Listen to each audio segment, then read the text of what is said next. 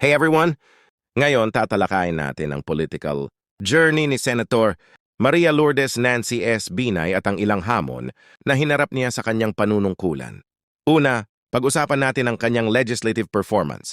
Maraming kritiko ang nagsasabi na wala siyang malaking contribution sa mga mahahalagang batas.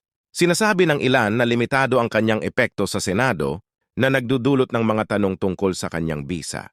Susunod, may mga issue tungkol sa transparency.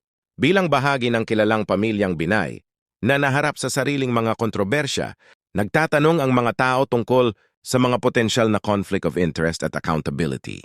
Malaki ang epekto nito sa kanyang public perception at syempre mayroon tayong mga pahayag niya sa mga sensitibong issue. May mga pagkakataon na ang kanyang mga komento ay nagdulot ng backlash na may akusasyon ng kakulangan sa sensitivity. Dahil dito, maraming tao ang nagtatanong tungkol sa kanyang pag-unawa sa mga komplikadong isyu ng lipunan. Sa huli, malaki ang dala ng kasaysayan ng kanyang pamilya sa politika. Ang pangalang Binay ay naharap sa pagsusuri, at ang ugnayang ito ay maaaring magdulot ng pagdududa sa kanyang mga layunin at integridad. Kaya, ano sa tingin nyo?